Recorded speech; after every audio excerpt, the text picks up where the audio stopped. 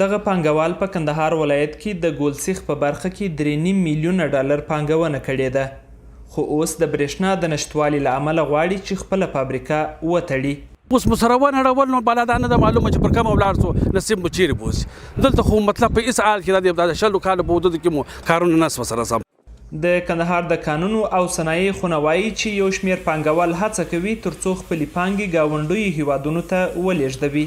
ځینې داسې اراده لري چې واوړي ګاونډیو هیوادو ته چې نه یوازې برېښنا بلکې ډېرې نورې هغه ستونزې شته چې موږ یې یوازې د صنعت برخه نه بلکې په عموم کې یې خصوصي سکتور متضرره کړي دي. اخوا پاکستان په دې وروستیو کې پریکړه کړې ده چې د هیواد پانګوالو ته ډېرې اسانتیاوې رامنځته کړي.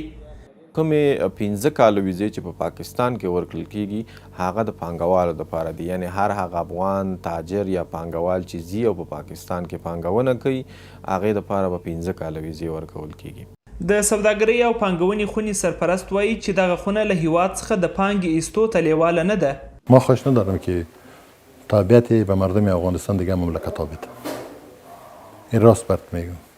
ما میخوایم که ما در مملکت خود تاجرای مبانه از امارت اسلامی افغانستان داشتیم که اینجا سهولت ها را با بیار بره. عمل پاکستان در حقیقت تمامی اقتدارات خود را پهن کنن و تجارت افغانستان به دست خودش بگیره و بازارهای افغانستان به دست خودش بگیره، راه را به صورت بسیار ساده و سهل برای آسیا میانه باز کنه.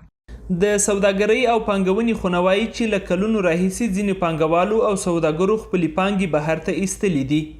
د کندهار په صنعتي پارک کې تر 200 صنعتي او تولیدي فابریکو فعالیت درلود.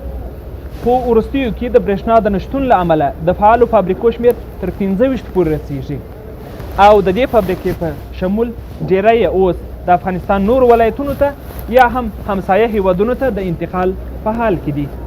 محمد یار مجرو، طلوع نیوز، کندهار.